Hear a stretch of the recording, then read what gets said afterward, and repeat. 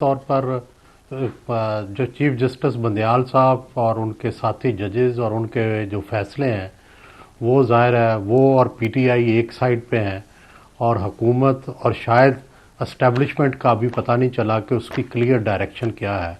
हुकूमत दूसरी तरफ है और अगर एस्टेब्लिशमेंट ने हुकूमत का साथ दिया तो जाहिर है सुप्रीम कोर्ट का ये वाला फैसला इम्प्लीमेंट नहीं होगा और अगर एस्टेब्लिशमेंट जो है खामोश रही तो इसका मतलब है कि वो फैसला जो है वो इम्प्लीमेंट हो जाएगा।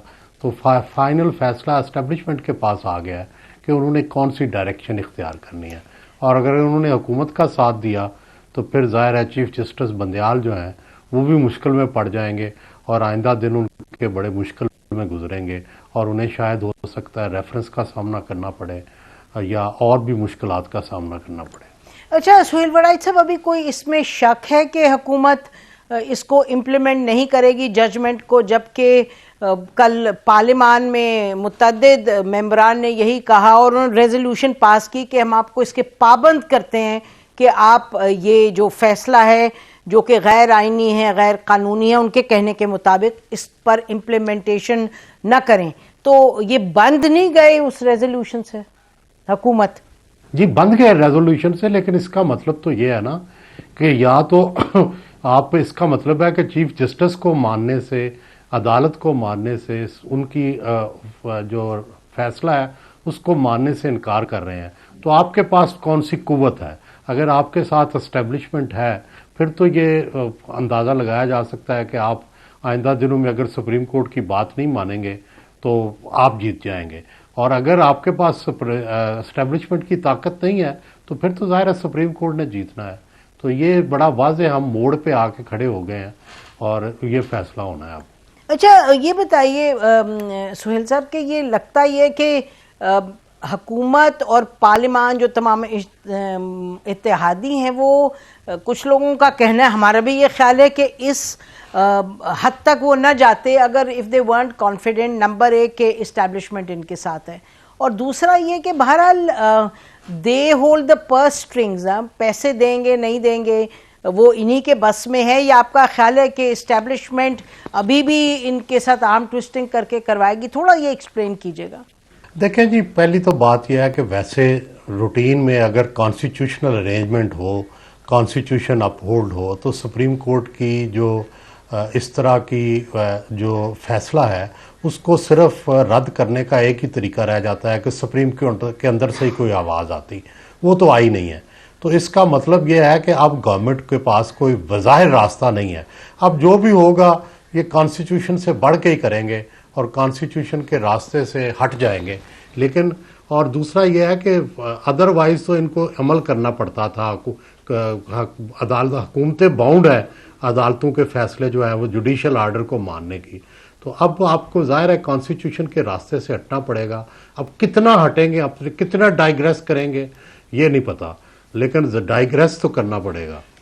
अच्छा, आर्टिकल 190 के तहत आप जैसे फरमा रहे हैं, आर्टिकल 190 पाबंद करता है हुकूमतों को कि जो जजमेंट है सुप्रीम कोर्ट की उस पर अमल दरामद किया जाए। आपने जैसे फरमाया कि अगर अंदर से कोई आवाज़ उठे, तो आवाज़ एक तो नहीं बहुत सी आवाज़ें उठी हैं, और आज की जो आवाज़ उठी है जो लिखाई में आई है हमारे सामने in the form of justice Athar Minallah dissenting reference dissenting note, तो वो भी आवाज़ है, बहुत सी आवाज़ें हैं। तो किस नौयत की आवाज़ आए सुप्रीम कोर्ट के अंदर से कि जो चीफ जस्टिस साहब ने जो फैसला हुआ है 3 मेंबर बेंच का वो मांद पड़ जाए? देखें जी, उससे कोई बड़ा फैसला आए ना, उसी तरह का कोई 3 जजेस का है तो कोई 7 जजेस का फैसला है, 8 जजेस का फैसला है। चीफ जस्टिस ने 6 जजेस का एक फैसला दिया, 2 जजेस का एक फैसला दिया, 8 जजेस हुए। तो अब का जो है 6 के जजेस के मुकाबले में 7 का मुकाबला आता या 8 का आता तो तब तो कहा जा सकता था कि वो अनडू हो गया। अब अगर ना वो अगर अनडू नहीं होता वो फैसला तो फिर आर्टिकल 190 के तहत तो उसको तस्लीम करना पड़ेगा। और हुकूमत ने तो कह दिया बड़ी क्लियरली कि हम नहीं तस्लीम करेंगे। तो अब थोड़ा ये बयान कीजिएगा कि आपका ख्याल है कि जो हुकूमत ने तो कह दिया नहीं करेंगे, इत्तेहादियों ने भी कह दिया नहीं करेंगे, और शहबाज शरीफ साहब ने कहा जी आप इसको ज़रा रिव्यू फरमाएं और फिर हम आपकी बात मानेंगे। तो अगर हुकूमत कह रही है नहीं, पार्लियामान कह रहे हैं नहीं, पार्लियामान में जितने भी 80, 85, 40 जितने भी लोग थे, तो फिर क्या आपका ख्याल है कोई इनको धक्का कौन देगा? फौज कहेगी, इस्टेब्लिशमेंट कहेगी? ये प्रैक्टिकली ये किस तरीके से होगा?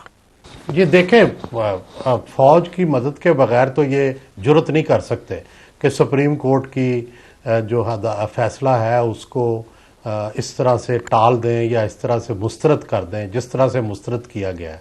और जाहिर है ये कॉन्स्टिट्यूशनल अरेंजमेंट के खिलाफ है। ठीक है, जस्टिस बंदयाल का फैसला भी गलत था और गैर जानिबदाराना था, लेकिन इनका जो इकदाम है इससे तो जो कॉन्स्टिट्यूशनल अरेंजमेंट है वो उससे हम डाइग्रेस हो रहे हैं, उससे हट रहे हैं। और जितनी देर तक जाहिर है या तो फिर ये सुप्रीम कोर्ट के जरिए अनडू करते हैं, तो सुप्रीम कोर्ट के जरिए तो अनडू हो नहीं सका।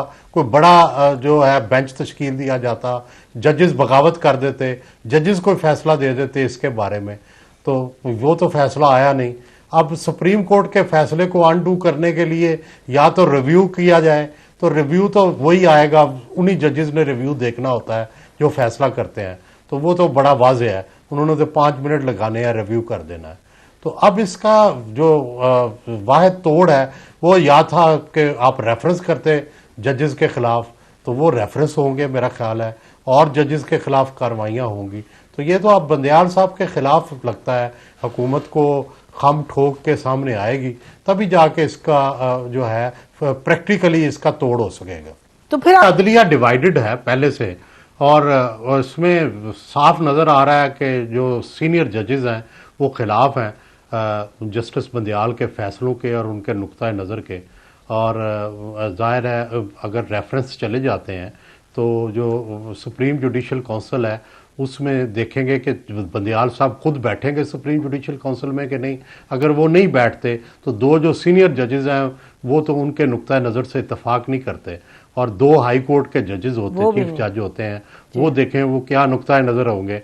तो ये सारा तो उनके खिलाफ जाएगा, तो फिर उनको मुश्किल पेश आएगी, उनको भी और दूसरे जजेस को भी।